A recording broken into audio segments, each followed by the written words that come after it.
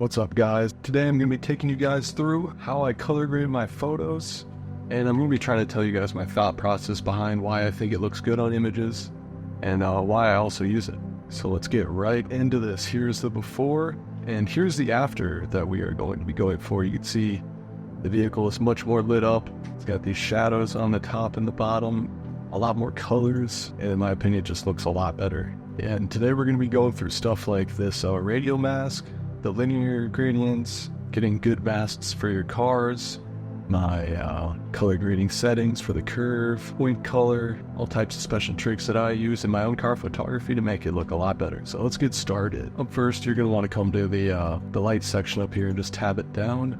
We're going to take the exposure up just a little bit immediately.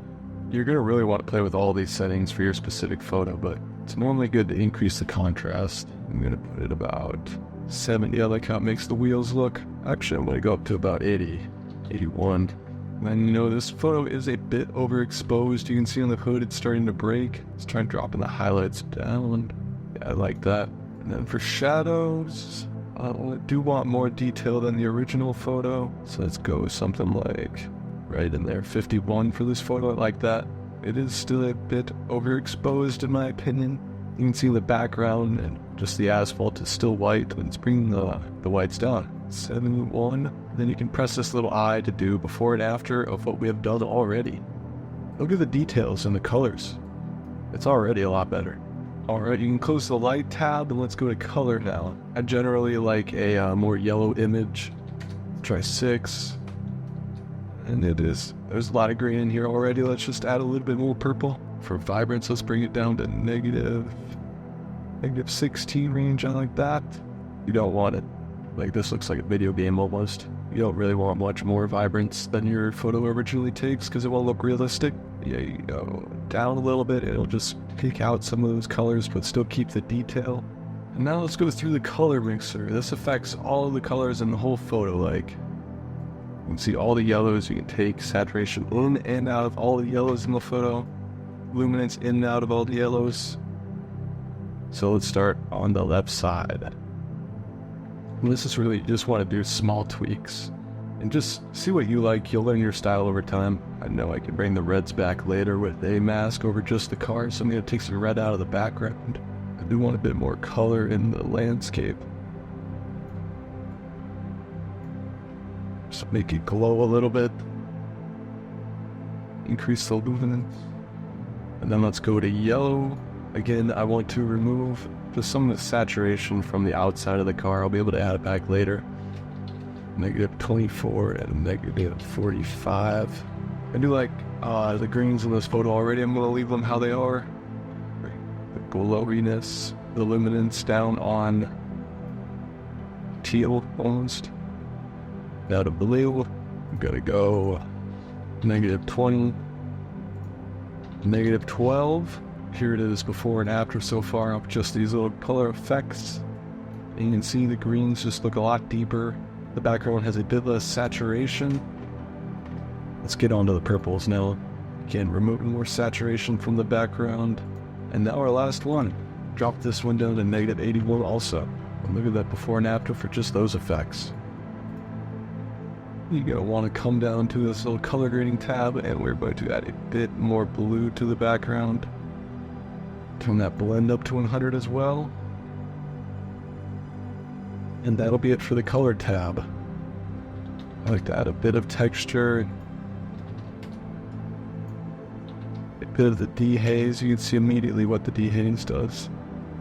Put that to 27. Yeah, and over time, you will learn all of these and just the little differences. It might seem like there's just so many choices right now, but they all just change your photo a little bit, and if it makes the end product better, I think you should do it. Alright, I also like a good vignette on my photos. Let's go negative 28. And this is the midpoint, how closely it comes in. Let's go 26. I want it to come in a bit. And then turn the highlights up on this. You'll see still have a bit of vignette, but it does add some more brightness to the photo. These are all personal preferences. Everybody edits differently, but keep the grain set to 0. I like texture, I don't like grain. And that'll be it for the effects tab. And then we're not going to be using the details, optics, or lens blur options. So now we're going to jump down into remove. And this is a pretty magical tool. You can change the brush size with your scroll wheel on your mouse. And how I do it, I go about 100, 200, 300% sometimes. And you just start clicking. Any of these little imperfections,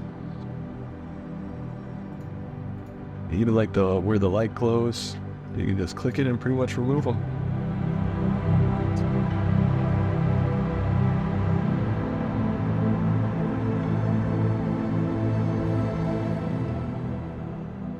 Alright, and that looks pretty good. Once you're done with the eraser tab, we're going to come down to masks. And masks is where you're really able to bring out some of just the wow factor of your car photos. You can separate the foreground and the background, put different colors on each, and just really make it stand out. So first we're going to want to separate the car from the background. So you're going to grab your object brush and simply box your car in the vehicle. Box your car in the photo. And you'll see it's not perfect. With some small tweaks, another box. And another box. And in 3 drags, we have completely outlined the car. And now a very important note, before you start editing anything, you're gonna grab this mask up here, click it, Control-C, Control-V, grab the new one, right click, and invert. And now you have your foreground and background separated. I like to start on the background, the exposure down a bit, contrast up a bit too, and then one of the things I like to do is take a little bit of sharpness out of the background.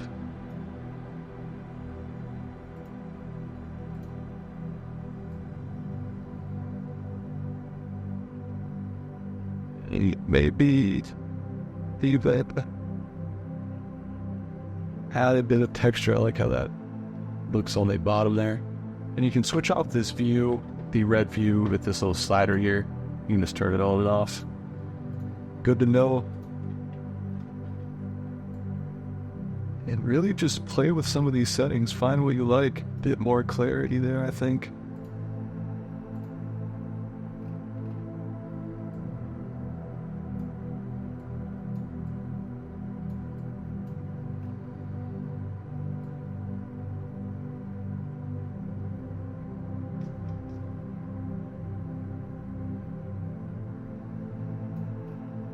That looks good to me. So now we're gonna come down to the color tab. Alright, and then come down to point color. This basically lets you pick any color in your selection area and change it. It's pretty sweet. So like, I'm not really liking the lightness of these bricks. Add a bit of color to them, but just a little bit. I don't want them to be distracting. Then I can grab this pretty distracting red color back here and just pull. Look at that, pull all of the saturation out. And then run it back one more time, click it again, pull all that saturation out. Maybe even one more time, it'll be perfect.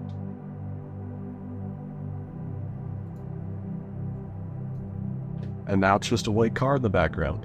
And that should do it for that background mask. Let's go to the car mask.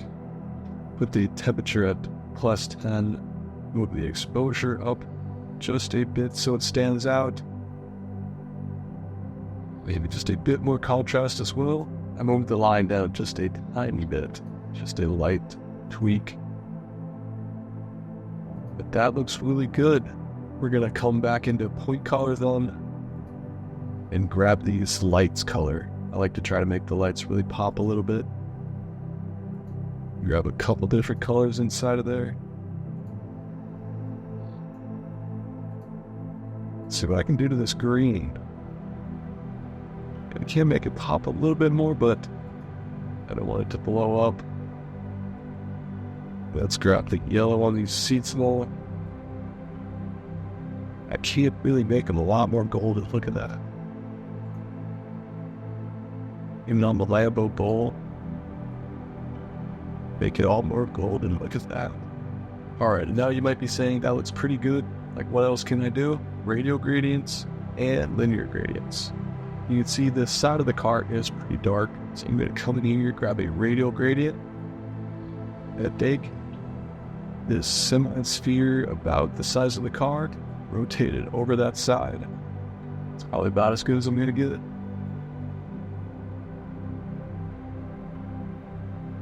Bring it up to about 0.72. Before and after of the radial gradient. Just a nice light source on the not only the wheel but the side of the car here that was pretty dark. And now our final step, linear gradients. Start on the bottom and drag up just to about the bumper of the car or the wheel. Drop down that new mask and hit minus, select object, and draw out that lower portion of the car. And that will subtract it quickly from that new linear gradient. We'll then drag the exposure down